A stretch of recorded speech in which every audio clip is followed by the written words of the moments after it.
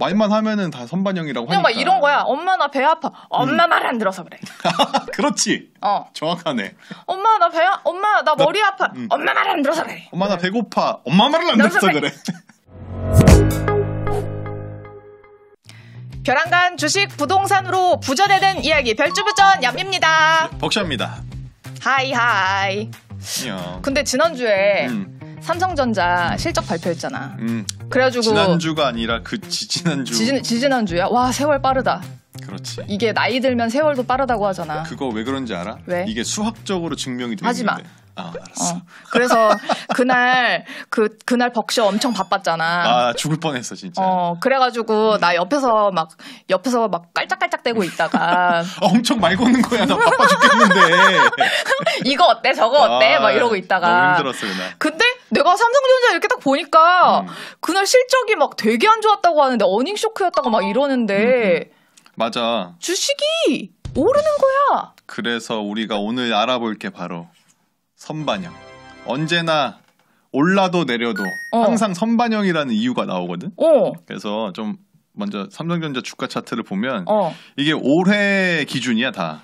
올해 이게 최저점이 54,500원을 찍었다가 여기 잘 보면 요게 이제 65,000원 선이거든. 이거를 못 넘고 있었는데 요 뚫었잖아 요 날. 요 날이 바로 그 4월 7일 1차 실적 발표를 한 날이다. 1분기 실적 잠정 실적을 발표한 날 결국에는 뚫어버리는 거야. 이게 나는 이날이 그리고 그 어닝 쇼크가 나고 막 감산하겠다 막 이렇게 얘기한 날이잖아. 맞아. 그래서 우린 앞으로 되게 어렵게 졸라맬 거다라는 얘기를 한 날인데 왜 이날 오른 건가? 그러니까 이게 지금 얀미도 얘기해줬지만 이 실적 자체가 삼성전자가 그동안 경험해보지 못했던 수준의 그런 어떤 어닝 쇼크가 나왔거든. 이게 그래서 다음번을 보면 이게 이 1분기인데 이게 1조거든 지금. 1조. 이게 1조가 실제 1조가 아니라 이건 증권가의 그러니까 추정치였어. 그러니까 증권가에서는 이번에 영업이익이 한 1조 정도 나오겠다라고 봤는데 실제 그 잠정치가 6천억이 나왔거든. 그러니까 이게 마이너스 4천억이잖아. 그래서 어닝 쇼크라고 하는 거야. 기대보다 안 나와서 쇼크다. 기대를 하회했다. 보통 이렇게 이야기를 해. 그러면서 이야기해줬지만 감산을 하겠다. 이게 IMF 이후 처음이라고 그러거든. 그리고 저번에 한번 감산을 하겠다고 얘기를 했는데 이재용이 왜 자신 없어? 이렇게 얘기했었다며? 그러니까 이게 뒷이야기를 해줄 수는 없고. 왜? 원래 뒷이야기가 재밌는 건데. 이게 뒷이야기는 그러니까 이제 사실 그 실무진들은 이게 감산의 필요성에 대해서 굉장히 많이 느끼고 있었고 이제 이야기를 해줬는데 우리 또 JY 형이 자신 없어요? 이거 얘기를 옷을 딱 박았잖아. 그 인상 좋은 얼굴 해가지고 왜 자신 없어요? 얼마나 무서워. 그러니까 이게 보고하기가 힘든 거야. 그치. 이게 내가 상사로 모시는 분한테 상사가 말한 거에 반대말을 하는 것 자체가 굉장히 좀 어렵잖아. 그래서 그동안 조금 어려워했었다고 해. 근데 결국에는 현실을 이제 받아들인 거겠지. 그래서 감산을 하겠다. 이게 감산이라는 게 보통 우리가 뉴스를 보면 이렇게 동그랗게 생긴 원판에 이렇게 여기 윙 돌아가면서 막 이렇게 물을 이렇게 막 뿌리는 이런 느낌 나는 게 있거든. 요게 이제 웨이퍼라고 부르는 건데 이거 투입하는 것 자체를 줄인다는 뜻이야. 감산한다는 것 자체가. 그러니까 이게 들어가야 여기서 이제 반도체가 이렇게 나오는 거거든. 그러니까 요게 안 들어가니까 반도체가 생산이 줄어들겠지. 그러니까 그런 식으로 좀 이해를 하면 되고 아까 얘기했듯이 IMF 때 요거를 이제 IMF가 벌써 언제야? 98년이니까. 엄청 옛날. 이때 공식적으로 감산을 한 이후 처음이다. 근데 원래 삼성전자가 막 감산 안 하고 막 재고 있어도 막 끝까지 다 생산해가지고 그렇지. 다른 업체가 다 굶어 죽든지 말든지 해가지고 우리는 살아남는다 약간 이렇게 막 무시무시하게 나갔던 기업으로 유명하잖아. 그래서 살아남은. 근데 이번엔 진짜 감산하기로 마음 먹었다는 게 대단한 거다. 그러니까 그게 사실상 뭐 기사거리였고 그렇게 해서 나도 그렇게 해서 기사를 썼고 그랬구나.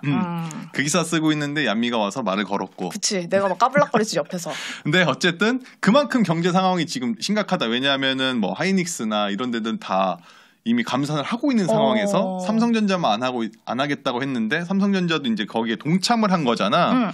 그래서 이제 감산을 발표한 날 이게 하이닉스거든. SK 하이닉스거든. 여기 보면 요 날이야, 요 날. 같이 올랐네? 심지어 요 점프를 했어. 갭상이라고 하지, 우리. 갭상을 했는데 왜냐하면은 이 주식시장이 열리기 전에 삼성전자가 실적을 발표했거든. 감산을 하겠습니다. 하고 나서 주식시장이 운이 열렸거든. 왜? 그러니까 이게 삼성전자도 아까 65,000원의 벽을 뚫었고 SK 하이닉스도 이렇게 갭상으로 시작을 해서 간만에 여기 또 요 라인을 뚫었다.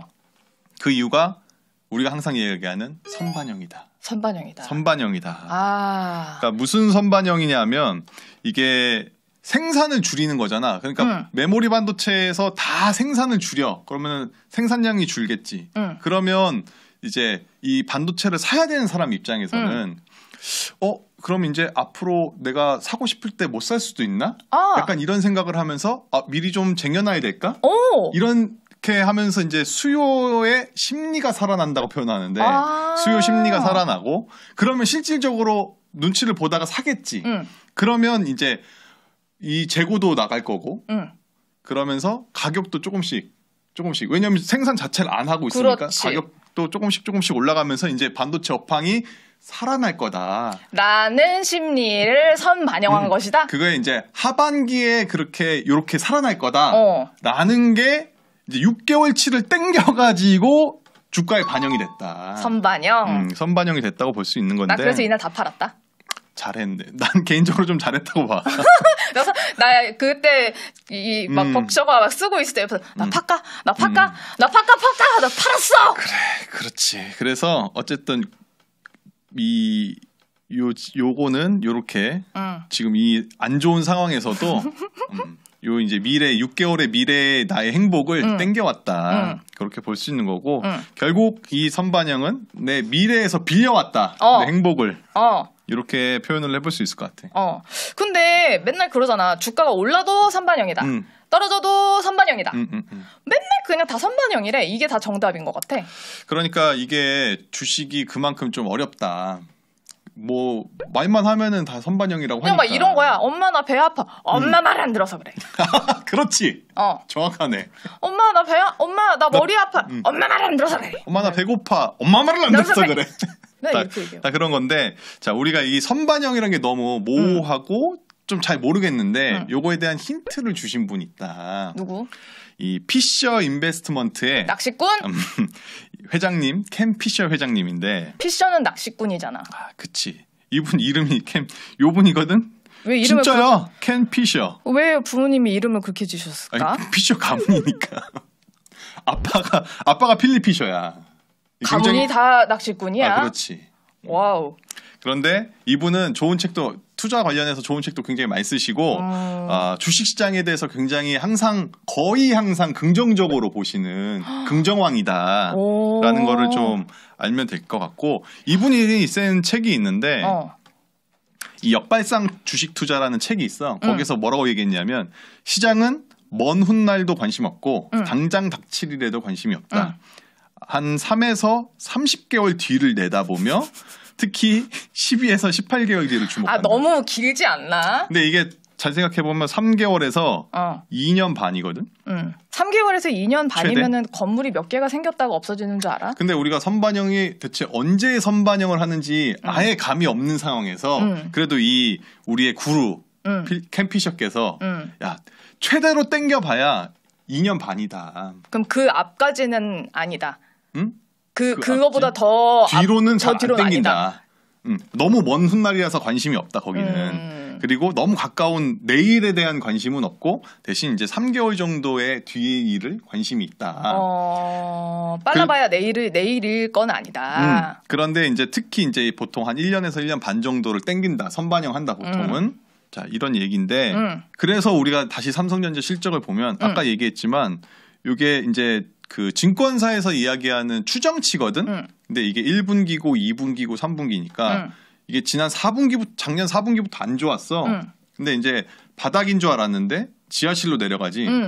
그런데 요게 이제 9월이니까 하반기에 좀 살아날 거다. 요게 실적이 살아날 거라고 보고 있는 거거든. 아까 그 감산하면서 이렇게 해가지고 뭐가 살아난다 이렇게 얘기했잖아.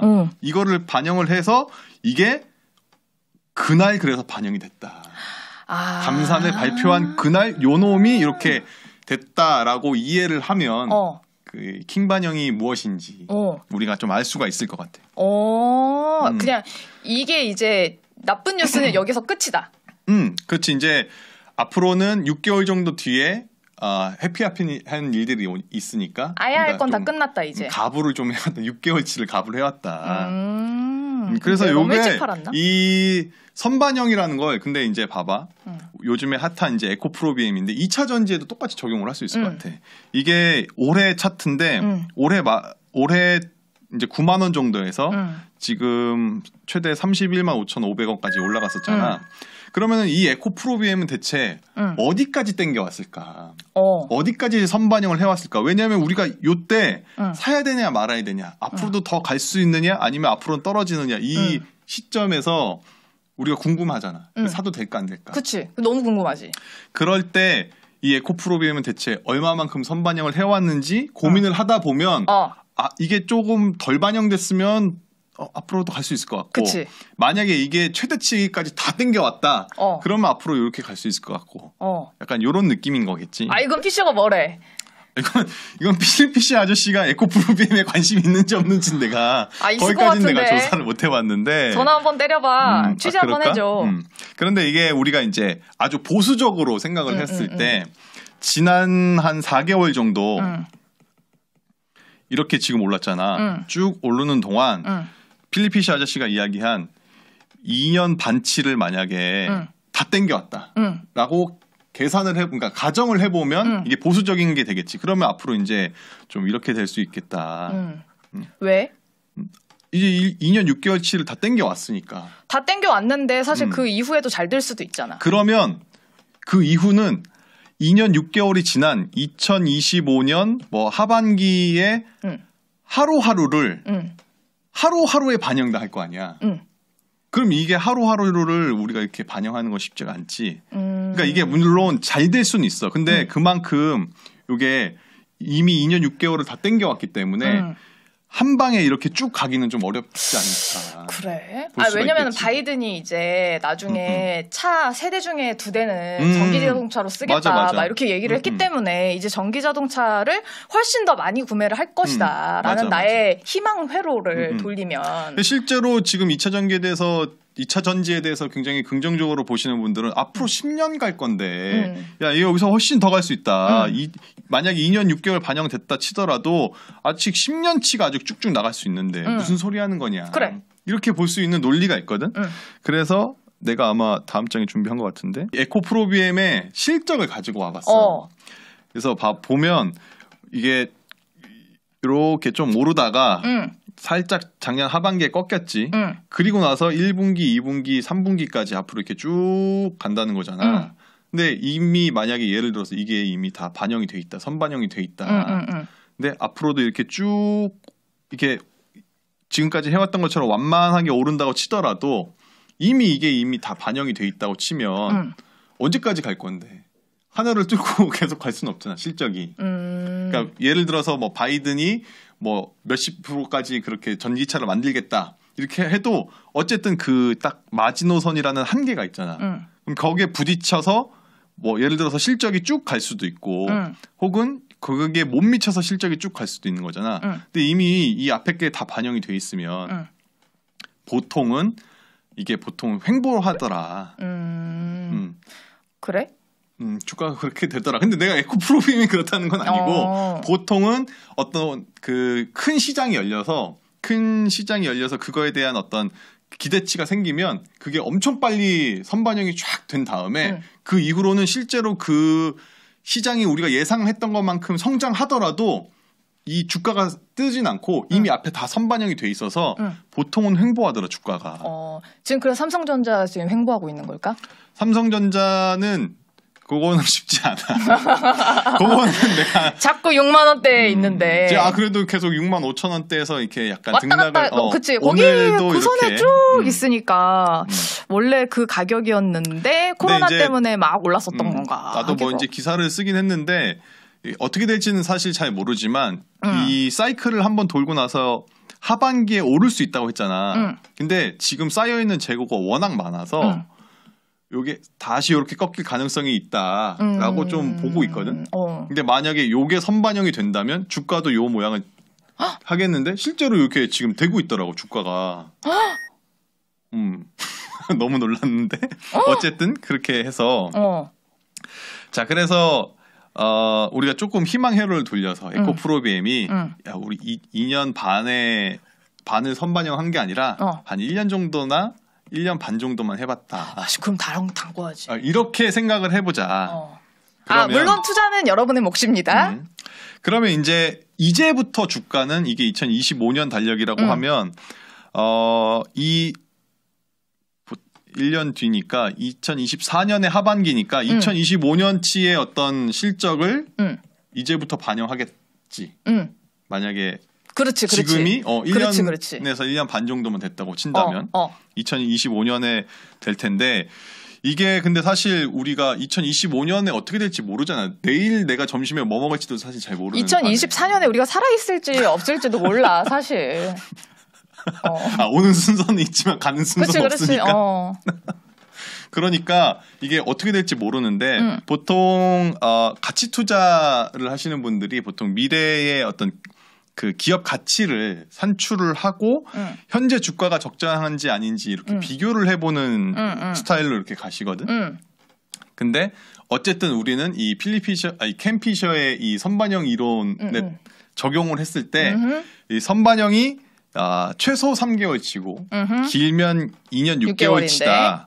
그러니까 그거를 기준으로 해서 현재 주가를 판단을 좀 해볼 수 있을 것 같고 반대로 내가 현재 생각하는 적정 가치가 있을 거야. 뭐 이렇게 좀 계산을 이렇게 해보면. 그런데 현재 주가하고 비교를 해보면 뭐 예를 들어서 삼성전자가 6만 5천 원인데 현재 주가가 내가 생각했을 때 적정 가치가 6만 원이더라. 그러면은 지금 고평가가 되는 거잖아. 5천 원어치. 그렇지.